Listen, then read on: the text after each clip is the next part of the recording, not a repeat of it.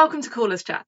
My name is Lisa Heywood, and I'd like to welcome you to this online space that I've created for callers to chat about all things calling. Today, I'm delighted to welcome to our stage Katherine Last. In her own words, Katherine is an outspoken autistic wheelchair user. She's a Lancashire lass living in Devon, a dyed-in-the-wool northwest cloggie, a third-generation folkie, a ceilidh and balfolk dancer, and a flute player. And today, Katherine is going to be talking to us about how to include autistic dancers. So, without further ado, I'll hand over to Katherine. Hello, I'm Katherine Last. I'm at least third generation folkie. I'm autistic. I'm also a wheelchair user due to unrelated issues. So I'm almost 39. I'm going to be 39 on this coming Sunday. I do the Cecil Sharp House ceilidhs. I've also recently started doing French balfolk, which is an interesting challenge in a wheelchair.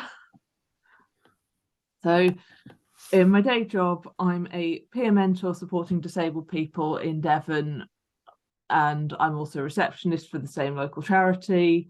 I also teach medical students on placement about autism, and I'm a bit nuts. I go ceilidh dancing in my wheelchair, and I'm also a bit of a tube nerd, and I love cats, flute, and purple.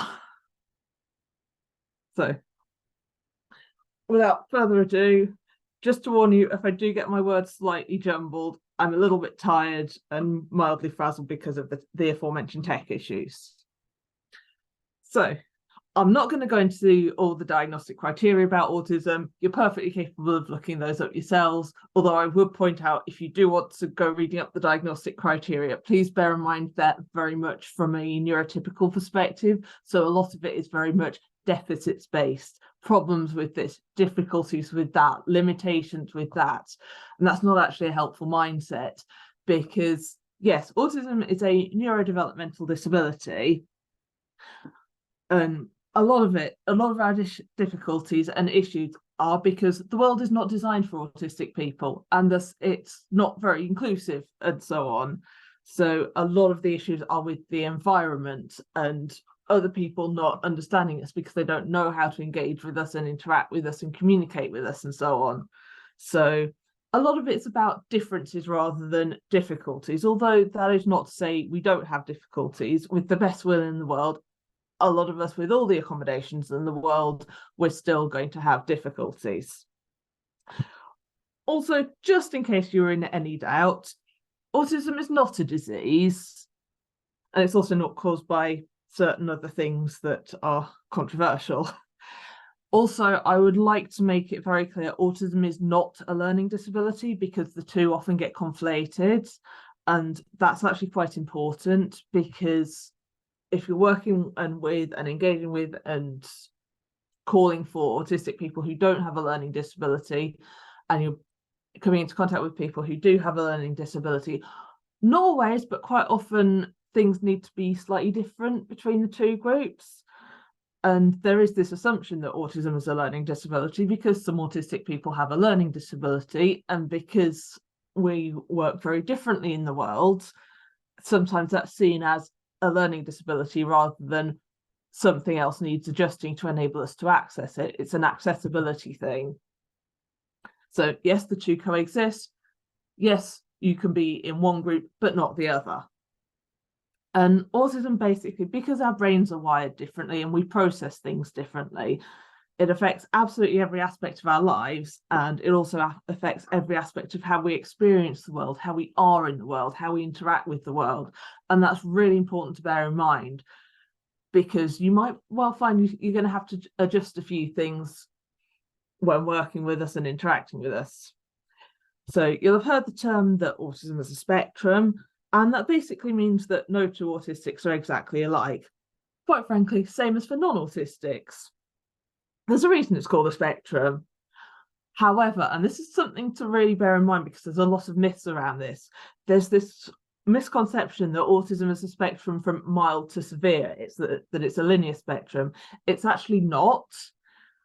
My favourite visualization of this, because I'm on my fiance's laptop, I don't actually have the image to hand because he doesn't have it on his laptop. But you know, when you've got a sound desk and you've got all the different sliders for the different aspects of the sound, it's much more like that. So it's much more fluid and dynamic and changing depending on the circumstances. So sometimes ability to speak is right up the top, other times it's right down the bottom, other times it moves back and forth. Our ability to cope with sensory input varies, and it depends on a huge range of factors, how, you know, whether we're tired, whether we're ill, how stressed we are with potentially a new environment, people we don't know, not knowing what to expect. But it is not a mild to severe spectrum. Moving on to initially engaging with us, language and terminology is actually really important. Some people say, oh, well, it's just pedantic, it's just semantic pedantry, but actually for a lot of us, the language you use really matters. So you'll see terms like so-and-so is autistic, so-and-so has autism, she's a person, so-and-so is a person with autism.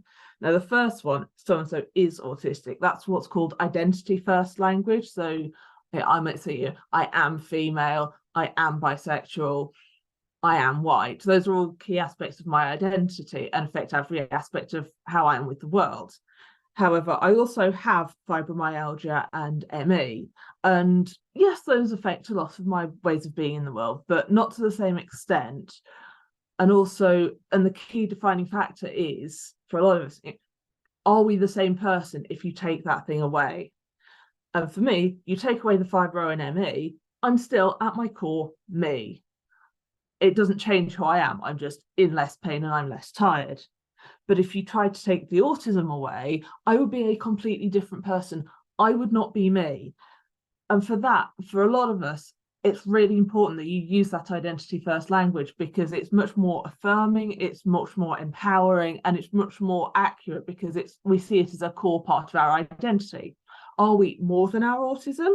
Absolutely. Same as I'm more than just being female. I am more than just being white. I'm more than just being bisexual. Just because we define ourselves with one particular thing in one particular occasion doesn't diminish the others.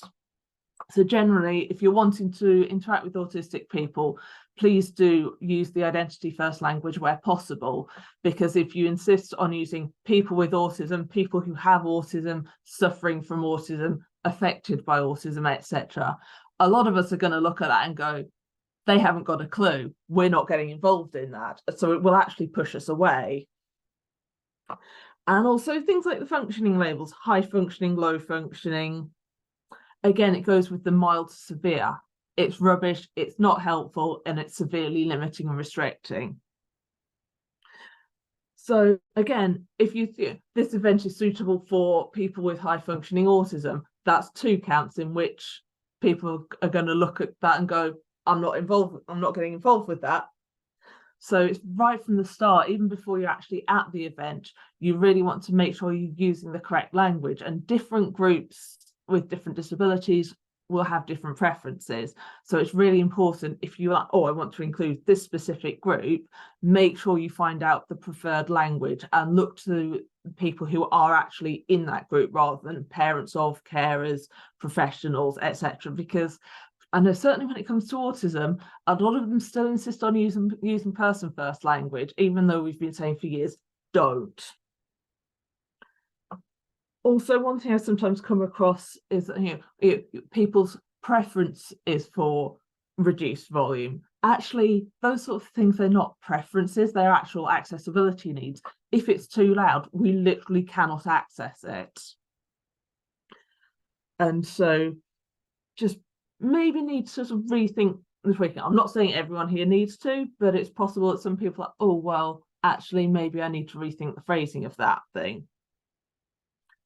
So working with us, engaging with us, interacting with us, with communication. And a lot of this is actually quite useful for any dancer and every dancer out there, but particularly with autistic people. Specifics, we really like specifics.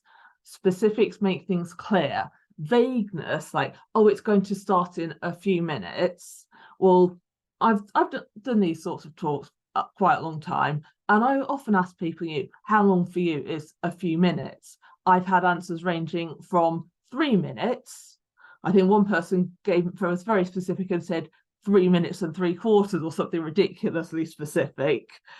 But from 3 minutes to half an hour, that's a huge range. And not knowing is really anxiety inducing, and it can actually put us off engaging with and getting involved in things. So for clarity, plain English and avoiding jargon. I mean, avoiding jargon is generally a good rule. It's fine if you say, I'm using this term, and then you go on to explain it. But just using the jargon without the explanation can be very confusing. Being explicit and not doing hints. We don't pick up on hints a lot of the time. If you say, there's a half completed set looking for, if you just say, there's a half completed set over there, we're not going to necessarily pick up, they're looking for more dancers to join. Those of us who are more experienced in the dancing will understand that that's what the caller is getting at. But that set needs, say, 3 more people. Can we please have 3 people on the dance floor to make up that set? That's much clearer and that's much more explicit. Idioms, metaphors, and sarcasm, unless you know the individual, generally worth steering clear, because a lot of us struggle with that. And also very much say what you mean and mean what you say. So if you say, I want this many people on the dance floor, great. If you're like, I need a few more people, but it doesn't matter if not, that's actually quite stressful. I know that something like that is a little bit more fluid, in which case, if it's a bit more flexible and fluid, be open about that. So also bear in mind, we do tend to be blunt and direct, so don't take offence if something that seems, something we say kind of makes it go a bit, it might not necessarily us being rude, just be aware that we communicate differently. One of the reasons I'm pretty sure I didn't get picked up as autistic until my 20s, I've got a northern accent. People hear the Lancashire accent and they expect me to be blunt and direct, so I just kind of flew under the radar with that. It's also really important when you're talking us through things and the dances and so on, allow us time to process. Now, generally, I've not had any particularly bad experiences with that, but I have had a few occasions where callers have just been a little bit too fast, and particularly if you're a bit further down the hall from the caller, it takes just a little bit longer to receive the information, and particularly if there's talking going on around, we might not actually be able to process that information as effectively. So really keep an eye on the dance floor when you're walking things through. If there's a set looking confused, please don't move on to the next figure, because I've been in those sets where there's been a little bit of confusion, or we haven't quite caught up because we haven't quite processed the information, and suddenly we're on the next one and we're still halfway through the last figure. And that's actually really stressful. Yes, it's going to be stressful for a lot of dancers, but particularly so for us. Also, having that information in accessible formats, it's worth bearing in mind that because we're very different from each other, we've got the same neurotype, but we do vary quite dramatically. Having information in different formats is really useful. So some people might prefer having something emailed to them with, here are the set figures of how you do it. Someone might prefer watching it on a YouTube video. So have multiple options available for showing people and communicating with and passing on that information. Sensory issues are a massive thing for us, so be really aware of your environment. Some of us are much more sensitive than the average person. Some of us are less sensitive than the average person. And that's not necessarily going to be, that person's very sensitive to sound, therefore they're going to be very sensitive to light. That doesn't actually always work. Some people can be very sensitive in some areas and much less sensitive in other areas. But sound is a really big thing. So be aware of where things are positioned, be aware of the volume. Maybe someone doesn't have, for whatever reason, they don't have ear defenders available. Maybe it may not be practical always, but if you can, have some ear defenders available. And often things like having ear defenders tend to be focused very much on children, but autistic adults exist as well. So having just child size ear defenders aren't going to work for adults. But also, if there's too much going on, it can be a bit overwhelming. So maybe someone's less willing to take part in the dancing because they're still trying to process it, particularly at the start. Maybe they're still trying to get used to the volume and how everything works and so on.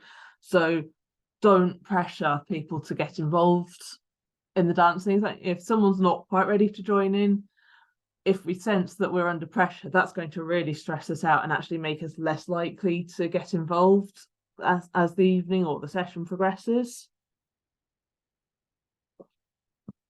Where possible with events, if you've got like a quiet room off to one side, that is wonderful, because sometimes like, oh yeah, I'm enjoying this, I'm enjoying this, I'm enjoying this, and then it just gets a little bit too much, like we're getting tired, maybe we turned our ankle earlier so we're in a bit of pain, and that actually I just need a bit of time to decompress. And that's actually quite useful for anyone, regardless of whether or not they're autistic. So just having that space where possible for people to just have a bit of quiet, just a bit of decompress, and then they can get back involved if they want to. Maybe if you've got a lot of autistic people, ideally you would want to find out from people beforehand, what their particular access needs are, because they vary from person to person. But maybe reducing the music volume, maybe adjusting the lighting. Some people don't do well with constantly changing colour, so maybe keep the lights at the same colour and at the same strength. So rather than dimming them and making them brighter and then sort of changing that as the session goes on, maybe you want to keep them at a fixed brightness. And maybe having some quick reference guides just off to one side for people to just pick up and go, oh yeah, that's how that works. So before an event, maybe offer anyone who's thinking of coming the opportunity to contact you in advance to discuss what their specific access needs are. And you may want to make that quite specific, because if it's not made quite specific and quite explicit, people might not think, oh yeah, I could contact them to say, actually, I have this access need. So making that clear is actually really useful, because then also you may find you need to adapt the dancing as you go. So you've got that information and they know that it's going to be accessible for them. Maybe provide a visual guide to the venue. So there are these things called social stories that are basically a bit of a guide to how something goes. So, I'm going to this place on this date. The event starts at this time. This is how I'm going to get there. The hall will be set up like this. The caller's name is so-and-so. Say, for argument's sake, say the caller's name is Lisa. So maybe Lisa would have a photo of herself so people know who to look for and know what the caller looks like. And it would go kind of through the course of the day. It's really important with the social story that it doesn't impose any kind of assumptions about how the person's going to feel. I've come across things that call themselves social stories that say things like, I will have a great time. I will have a wonderful time. It will be fantastic. You don't know that. And actually it can be quite gaslighty, particularly if it's something someone's new to it. When someone's new to it and they don't know if they're going to enjoy it, they're like, well, you don't know if I'm going to enjoy it. I might hate it. And then if we're like, oh, it says I will enjoy it, but if we don't enjoy it, it's like, am I a bad person? Am I a horrible person? And the impact of that can actually be quite horrific, because people might go, well, they lied to me. And that is how some people will see it. So please avoid making any presumptions. It just, here are the facts. Here is how it goes. Maybe you want to provide a list of planned dances. One thing I've come across a few times is videos of how a particular dance goes or how a particular dance figure goes, and that can be really useful for anyone who's new, not just autistic people, particularly for autistic people, because sometimes that little bit of extra information can make all the difference. But just being able to go, oh, so that's how that step goes, and seeing how it goes, or oh, that's how that dance goes, And they're like, oh yeah, I've seen that. I know this dance. And it also just gives us a bit more confidence. I personally can't comment on that specific aspect because I've been ceilidh dancing since before I can remember. I was born into it. I was brought up doing it. I don't remember not being able to ceilidh dance, but that's not the case for everyone.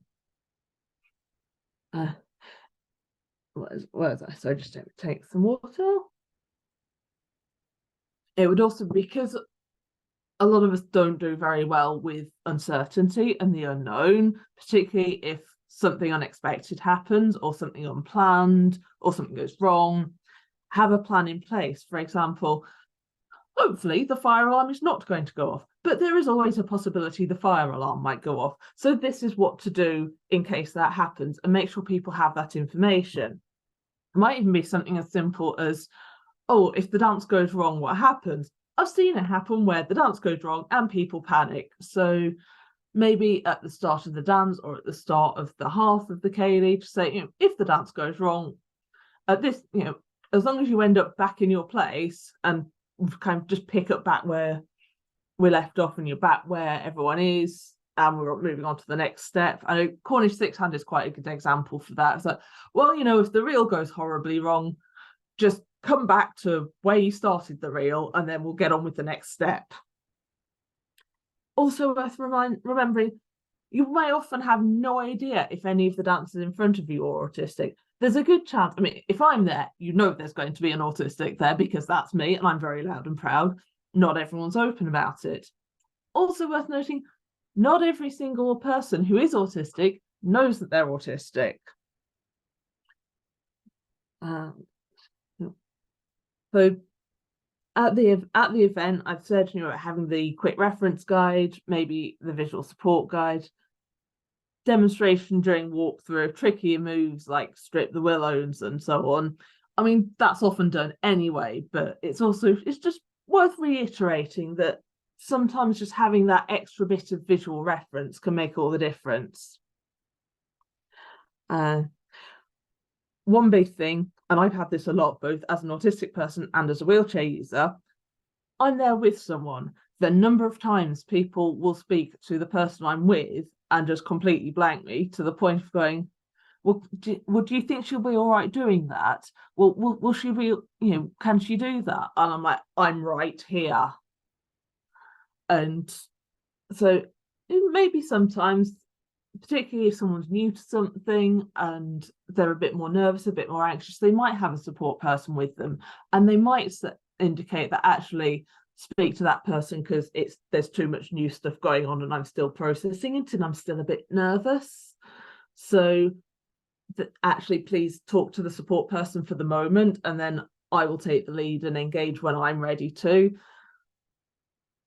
But don't assume that that's the case, and don't assume that the person with the autistic person or the disabled person generally is a support worker. They might be a friend they've gone along with. They might be a family member who they've grown up doing folk dancing with. They might even, shock, horror, gasp, they might even be someone they're married to, because autistic people can get married. And the number of times I've been told, oh no, autistic people can't get married or have romantic relationships is just too many to count. One other thing, if you want to get our attention, it's always a good idea to use our name at the start of the sentence because we might not register that you're talking to us. That's the end of the pages.